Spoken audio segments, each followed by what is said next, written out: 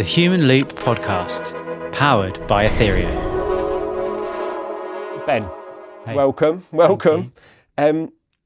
Super quickly, Okay. give us a little bit of who are you Wow. in 2026? Yeah. And then we'll jump back and perhaps tell a bit of the origin story from there. Okay. Who am I in 2026? First and foremost, I'm a husband, dad of two boys. So I've got a 9.5-year-old boy, 8-year-old boy, who love fighting each other. I'm a second-time founder, so we'll come into that in a bit more detail. But founded one business 5 years ago, and I founded Ethereum last year. And what else? Failed rugby player. Yeah, and I like doing long runs. Yeah, you do. I do. I think we should mention the long run. There's one in specifically, and maybe more than once actually, that caught my mind. What's the biggest challenge you've taken on physically, do you think? So I guess about 5 years ago, I was approaching 40. I'm 42 now. I was approaching 40, and I thought to myself, like, I probably should start getting in some shape. Really, like founding a business, probably put exercise to the back burner a bit. And I ended up doing a bunch of different challenges that culminated in my 40th birthday present to myself, which was I ran the Marathon des Sables. Does anyone heard about the Marathon des Sables? So Marathon des Sables, basically when I was younger, and there was a program called Live and Kicking on TV in the UK. Anyone might be familiar with that. There was also on Channel 4 on the other side, there was a program called Trans World Sport, where they showed like really obscure sports. And I remember watching like this dude running up and down these sand dunes across the Sahara desert and thinking to myself, that looks amazing. So my 40th birthday present to myself was running 6 marathons in 6 days across the Sahara desert, carrying all of my food, all of my water, all of my clothes. Yeah, and getting loads of blisters and having to treat them myself and stuff like that. Next level, yeah. I'll take my hat off 100%. I love the challenge, and I think it probably speaks a lot to Ben's personality, which we're going to tease out now in terms of how that all comes across. So that's where we are in 2026. I think it would be useful to get a little bit of that, origin story. How did you get to where we are now? Perhaps starting, straight out of, uni. I know there was that period into England rugby. Yeah. So I basically grew up thinking I was going to be a professional rugby player. At 20, I was at university playing rugby, and I got released from my contract, which was terrible and good at the same time. So in my first 2 years of university, basically, there's no one here from University of Hertfordshire, is there? No. Okay. So I was playing with Saracens, a Premiership rugby club, and kind of the academy players were pretty much told that as long as you turned up and went to your lectures, you didn't really have to worry about your grades. So 2 years into a three-year program, all of a sudden got released from that contract, and very quickly got to start doing something and actually finishing my course. So I finished my sports science course, and had an opportunity to join England Rugby as a performance coach. So at the age of 20, I was very fortunate to go into kind of an elite performance setup. And then for 5.5, 6 years, I worked for England Rugby, which was fantastic, like seeing how, elite players operate, how you can form a team, how teams break. It was at the time when England Rugby was going through a lot of transformation. We'll just leave it there. There was some tours. One was Australia, didn't go very well behaviour-wise. And so I learned a lot from that. And then at 26, 27, I made the very natural transition from elite sport into working in recruitment. So I moved into working in recruitment. Effectively, rugby didn't pay very well, and I kind of needed some money to live. So one of my friends worked in recruitment, and he said, actually, I think you might enjoy helping people find new jobs and coaching them through that. So I did that, and then I spent the next 13 years, I reckon, in kind of the people and talent space, building up as like a first-time team leader, making loads of mistakes, leading a small team, becoming a manager, becoming a director, until January 2021. When I left full-time employment. So I was head of people and performance for a private equity-backed scale-up business. We went from 25 people to about 240 in 3 years. Opened various offices up around the world. And I saw an opportunity there where I realized there's like a methodology that we'd created about how to create really good managers and leaders of people that not only drove performance, but drove people's well-being as well. So I handed my notice in to my CEO on the 4th of January, 2021, at 8:30 in the morning, and which went really well. Like he took it very well. And I'm not sure if anyone remembers the 4th of January, 2021. You should do, because in the UK at 4:30, we went into a 3-month lockdown.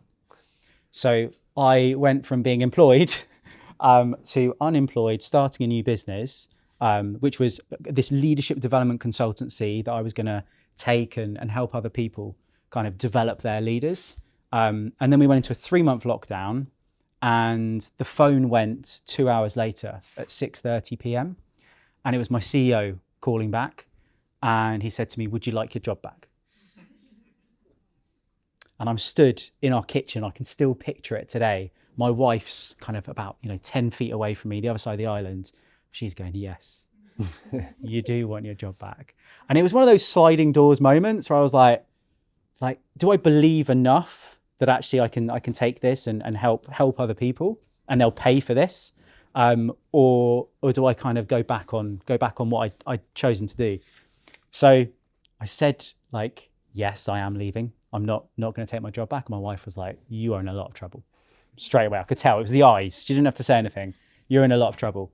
And then 5 years later, I grew that business, West Peak, which is a leadership development consultancy. We grew that to a 7-figure business. We've got an office in LA and an office in Bournemouth on the South Coast. So we only open offices up in beach locations, Beautiful. Apparently. Yeah.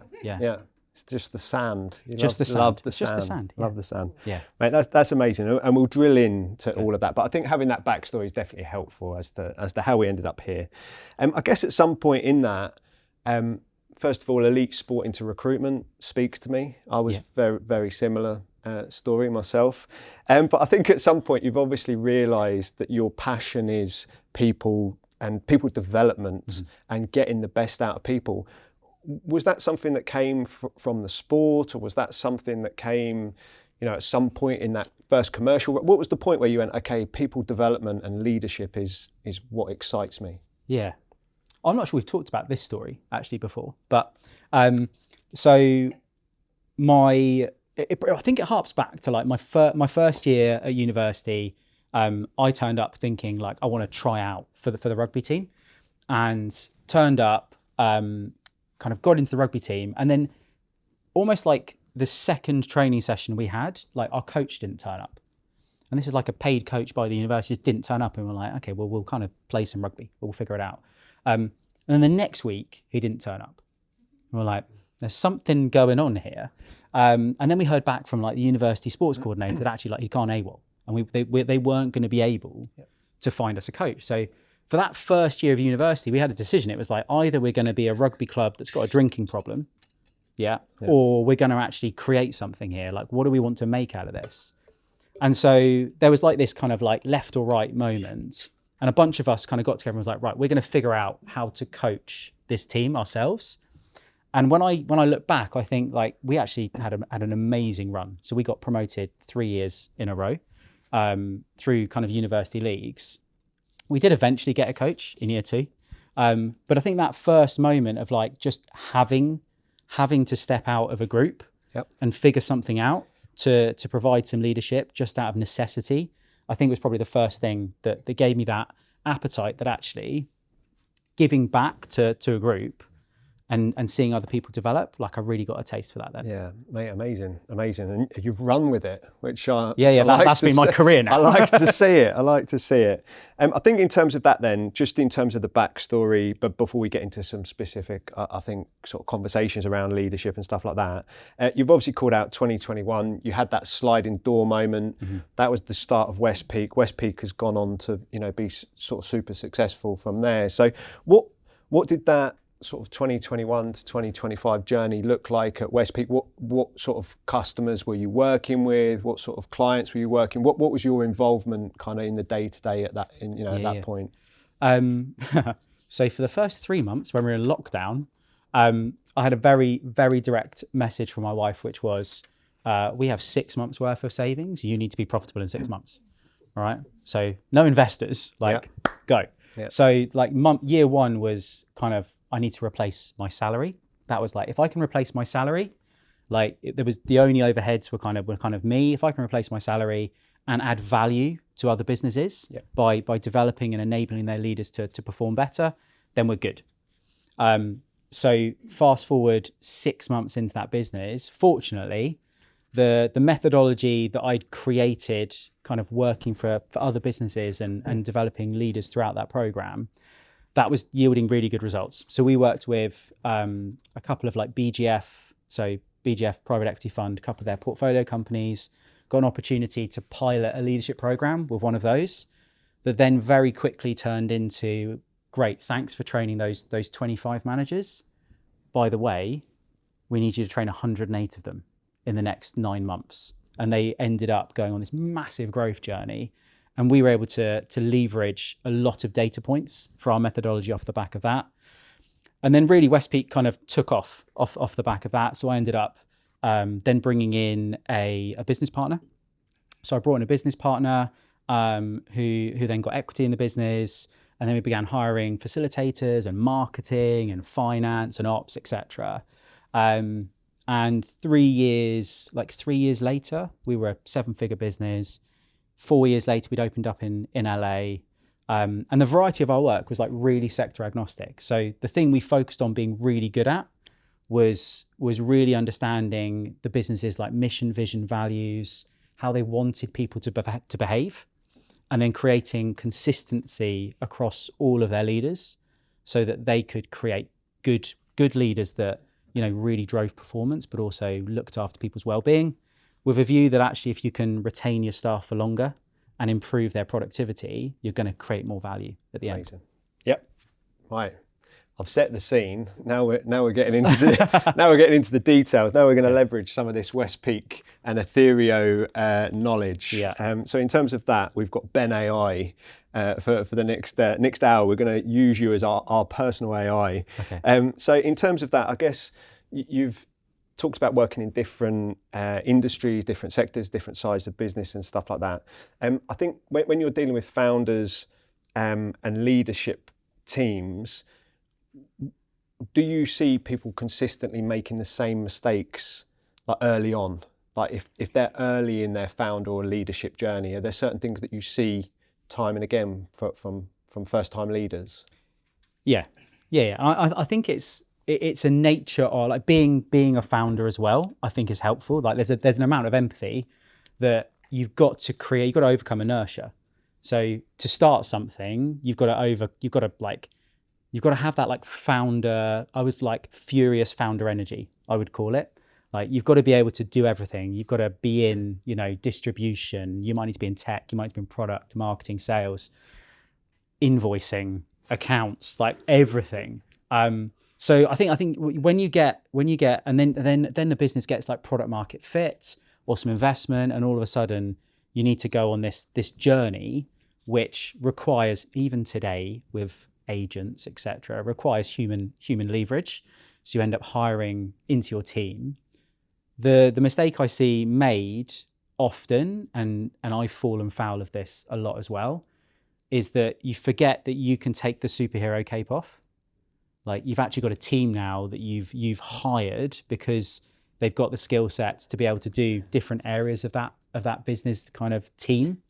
And they might not do it in the same way that you do it, but if you've delegated and set up the framework correctly to achieve success and what your expectations are, then really you should be able to delegate that and coach them through it.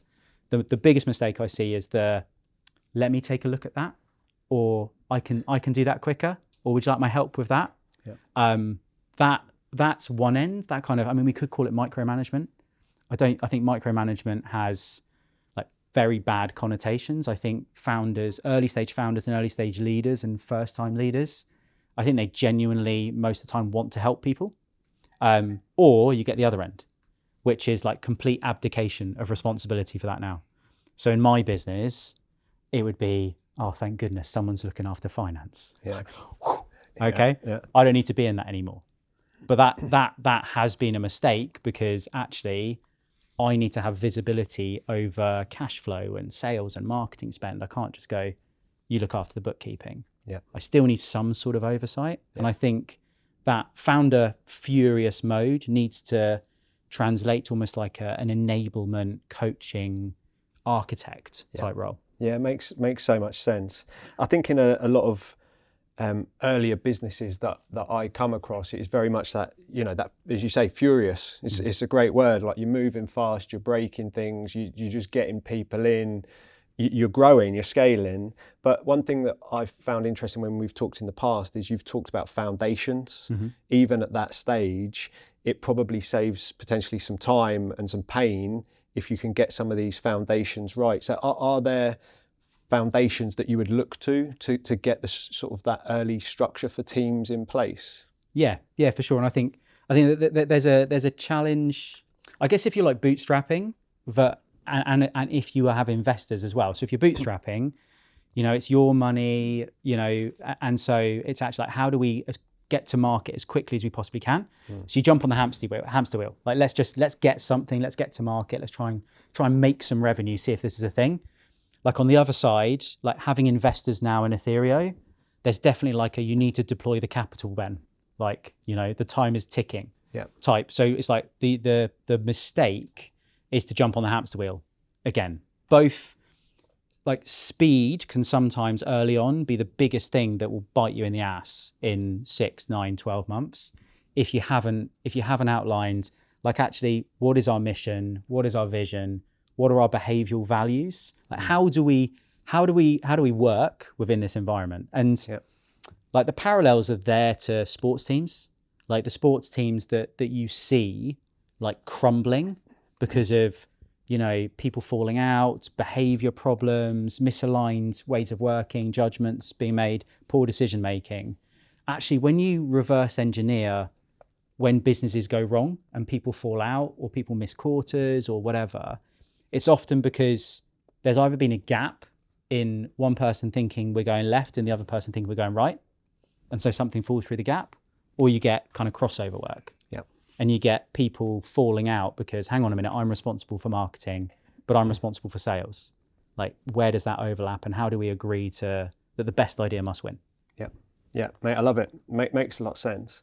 And I think in terms of that, then you've talked about mission and vision. So that's very much like founding team. I guess some of this will also apply if you're in a bigger enterprise as well. Like, if you're a first-time manager, team of 6 or whatever, should you be having similar type of conversations, or should you be talking about like communication preferences, ways of working? Should you build this sort of foundation of how you're going to approach management, regardless of whether it's startup or enterprise? Or yeah.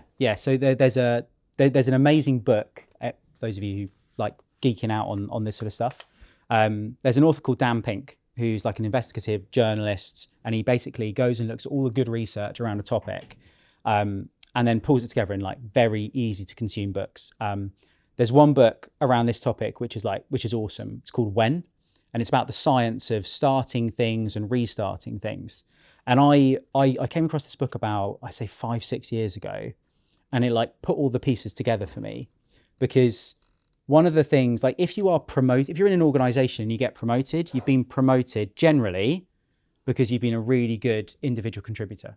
Like, congratulations, you are really good at sales, you're really good at finance, you're really good at tech. Yeah, great. Now what we want you to do is hire a team, create a pyramid underneath you so we can leverage, capacity and build that team out. But that's a very different skill set. It's a very different skill set from being an excellent individual contributor to now being responsible to enable the performance of other people. And one of the things that I've always done with every business that I've had the benefit of talking to is understanding how they onboard a new member into that team to start with. So at the moment, if you've got a new member, and a team is like, I categorize it as 1+1. So anytime that there is one person hiring a new person, that's a team. 2 people are a team. How do you onboard that person in terms of like ways of working? Do they understand how we give feedback, how to receive feedback? Do they understand, our meeting patterns? There was one conversation I had with a business where I said to it was four founders, and I said to them in a workshop just with the founders. They had a team of I think about 10 people apart from them, so business of 14. And I said, just between the four of you, I want you to write down now on a piece of paper how long you think it should take for one of the other founders to reply to you on Teams. What's your expectation? Do you think they're all aligned? No. Okay. One was like literally sub 10 minutes. All right. And the other end of the spectrum was like, I'm not sure I even check Teams. Like I'm on our Slack with the rest of our engineering team. Yep. And so that misalignment, you can imagine what's going on below them in the other 10 and who's being led by who, etc. So ways of working are like fundamental. Like actually, how do we exist? How do we cooperate? Feedback is fundamental. And the way that I look at it in a bigger organization is as I see working with scale ups and enterprise businesses, I think about it like a multi-pack of crisps.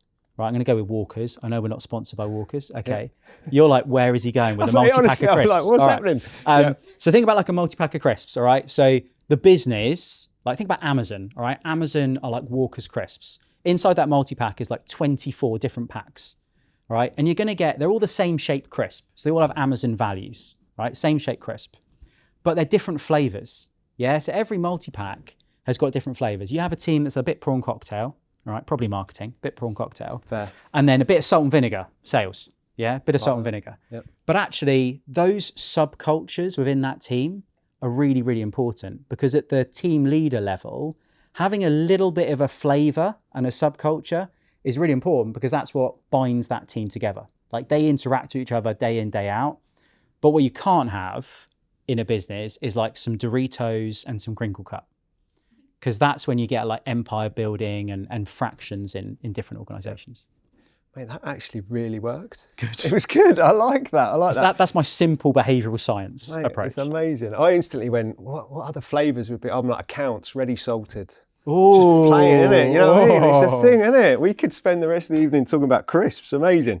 That mate, this is the gold that we want. So thank you so much. I was seeing a few notes as you were talking, which is amazing. I think people are just hungry. Is that what it is? Yeah, like crisps. Yeah.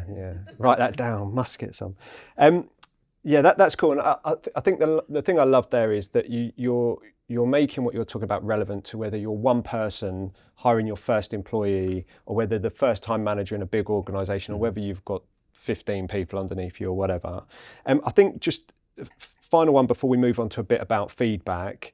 I don't know if there's any more that you could expand there because I feel like it's different if you're a founder hiring your first employee, if you're a founder that then reaches 5 to 10 people, if you're a founder that then reaches 20 to 50 people, I feel like they're all slightly different challenges. So it's probably quite a hard thing to summarize, but are there things that you commonly see or you think about when you're going from that first hire to when you're hiring or when you're leading 50 people? Like how does it? It is hard. Thank you. Great question. Yeah.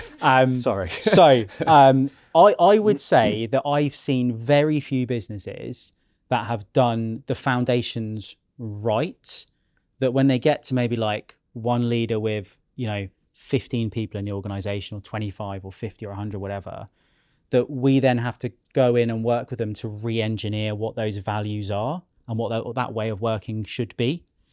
And that's fine because restarting a team is as easy as starting a team. Like actually we restart every Monday. Like our brains as humans are very good at going, I had a crappy week last week, but it's Monday. All right, I can restart. Like Lent's one of those. Who's given something up for Lent and already stopped it? Probably quite a few of us. But actually like we give ourselves a bit of like heat there and go, well, actually that's a bit annoying, but we can park it and move on. So what do I see? I see the most important bit is how you hire to start with. So what are you hiring for? Are you hiring because you want a bunch of mini-me's that you can just get on with? Like actually that creates a real problem. And what you want is diversity of thought, diversity of skill set to enrich the DNA of your team as much as possible. Yep. So I would be super proactive on that from day one. Like you need the skills and experience, but be proactive on the cultural bit as well. And then relationships are really important. So you said about, a team of 1 leader to 15 people. That scares me. That gives me the ick already. Yeah. Because when you look at the research around optimal team sizes, like 1 leader to 5 to 8 is probably about right. The minute you go over 8, my question mark in my head is, if that leader is also an individual contributor, which in most businesses, startups, scale-ups, they've got some tasks to do themselves. They've also got individuals and a team to look after. So that once you go above like 8 in terms of critical mass, it's very hard for that leader to be doing the right amount of coaching of people, the right amount of one-to-ones, the right amount of follow-up, etc. Particularly when you might have disparately spread teams, hybrid teams, etc. The job of a leader, I think today, is way more complex than it's ever been. And by leader, you can insert manager, team leader. That's one thing. So there's an element of proactivity now, today, which is really, really important, because even when you're in a business and you might be in the office 5 days a week together, I guarantee you'll be sitting next to people and you're on Teams calls with other people for the majority of that time as well. Yeah. And so actually being proactive about how you lead, when you lead, and optimizing the time you've got is super important. Yeah, makes so much sense. So much sense. The bit that I circled, probably the bit I need most from this session is feedback. Not necessarily for me, but I will always take it. Yeah, I'll always take it. But no, it's such an important part of being a leader. Giving feedback is such an important part of being a leader.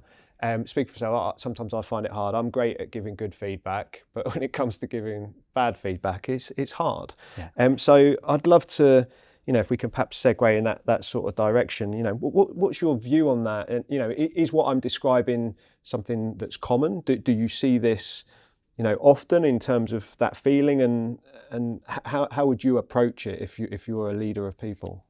I'm going to start with the worst feedback I've ever received. I'll start with the worst feedback.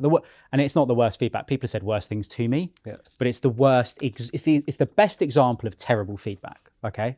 I once worked in an organization, trying to protect some people here. Once worked in an organization where I reported into 2 people. All right. This is another thing. Don't have people reporting into 2 people. All right. That's the first mistake. So I reported into the CEO and the COO. All right. So I reported to those 2 people. I was in a people and performance role, trying to make it quite vague, but you can probably work it out. Yeah. And we had a really good promotional process. You achieved these criteria, these performance measures, you exhibited these behaviors over time, and you were able to go forward to a promotional panel where you would then pitch for you to get promoted. People make a decision, you get promoted. Okay, great. I know it was great because I created it. All right.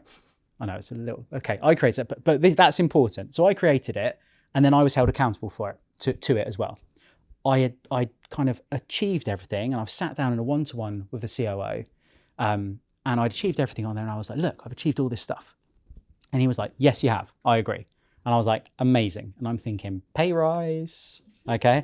I was like, this is great. The business is flying as well, commercially, so I'm definitely thinking pay rise. And he said, right, well, I'm gonna go and I'll speak to the CEO, and we'll come back and we'll sort your promotional panel out. Okay. We had a one-to-one every week, all right? So it was a good cadence, same time, every week, great cadence. Next one-to-one comes, and he didn't mention it. And I was like, that's odd. Yeah.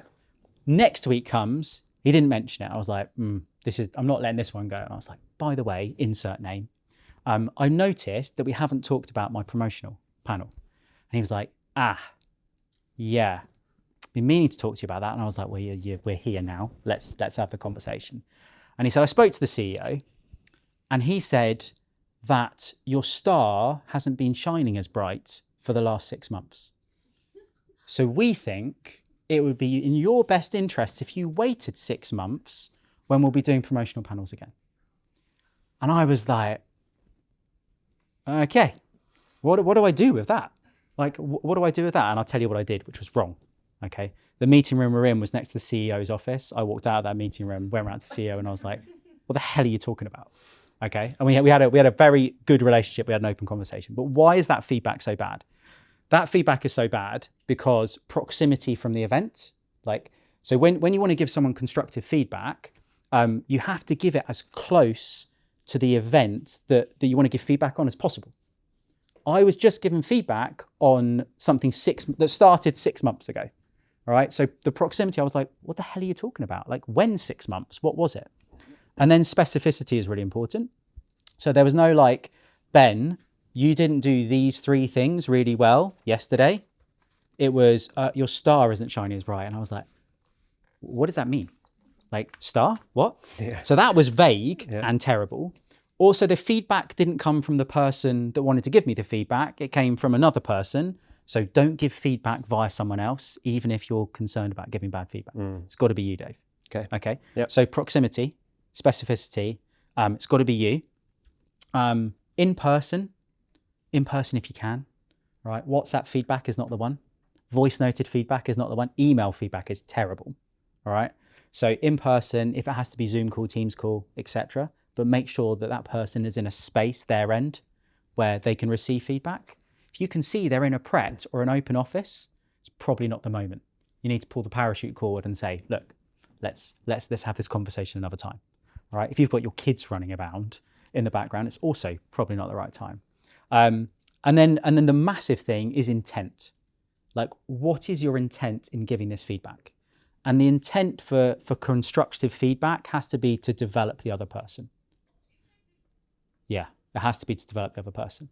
It can't be, I'm in a bad mood because you've pissed me off, and so I'm going to give you like all of that right now. Because actually that might make you feel better for about 5 minutes, all right? But my experience is what you've just done to that other person is you've destroyed their engagement, and they are probably on LinkedIn now thinking, I wonder if the grass is greener somewhere else, all right? And then they'll be thinking about moving, leaving, etc. One thing I guarantee will happen is their productivity will drop. All right, so their productivity engagement drop. So the most important thing around feedback is intent, proximity, specificity. It's easy for me to say, like, be specific. This is what happened. And then it needs to come from you and in person if it can. Yep. Does that make sense? Yeah, it does, mate. Absolute gold for sure. And in terms of that, I guess, I think maybe I've got better over the years, but sometimes it's like you kind of have to rip the plaster off a bit, and there's always, I guess, going to be a danger of demotivating people and stuff like that. But using that framework you've described, I think that makes so much sense, sets you in the right direction. But I guess there is still a chance that you could demotivate people, but you have to have that conversation anyway, and then look to build back from there. Or how does that play out? So I think if you're like, the last part is why are you giving feedback? So the intent is there to develop their person, but the feedback has got to come from an observed action or behavior that goes against your model of what you're expecting. So actually the way you can anchor that is, Dave, I'm going to give you some feedback. All right. You ready? I'm ready. Okay, cool. So I wouldn't say you're ready, but I'm going to give you some okay. Feedback. Yeah. The feedback is about the meeting, the pitch we had yesterday with that customer. When you said to them X, Y, Z, what I noticed is their body language completely changed, and actually they shut the meeting down straight away. Why do you think they did that? Yeah. And so actually, as well as me, there's a way to have that conversation, which is including you in the self-reflection of what just happened. Yeah. So if you're still like, Ben, I do not know what the hell you're talking about. I was awesome. It was you. Yeah. Then actually I might need to say, look, in my experience, what I observed was you said this, that had this impact. What do you think you can do differently next time? Yeah. And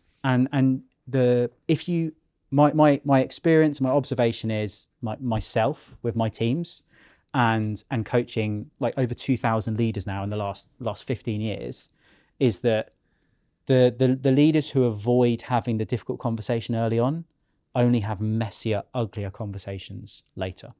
Yeah. And so picking off a small Band-Aid is better than open heart surgery. Yeah. Oh man, makes loads and loads of sense. And I think the takeaway for me there as well is like, it sounds like a constant feedback loop, and the feedback is coming as a coaching exercise, rather than it building up, and then you're giving feedback that's like this whole massive shit show or whatever. It's like quarterly review. in I've the got moment. 15 things to pick you up on, like on Wednesday, the 13th. Yeah. And the other bit that really works is like reciprocity. So reciprocity is so powerful. You know, if I do something for you, you're going to be inclined to do something for me. So how can you overcome people's emotions of receiving constructive feedback? Get into the habit of asking them for feedback about you and how you're leading them first. Yep. And the first couple of times you ask your team, and don't ask them like, am I leading you well? It's like, yeah, I still want to be paid next week. It's like questions such as like, what am I doing right now that is getting in the way of your performance? Yep. Then you're going to have to lead a load of silence, and in an uncomfortable way, they will not say anything. I'm like, nothing, Dave, it's fine. You're great.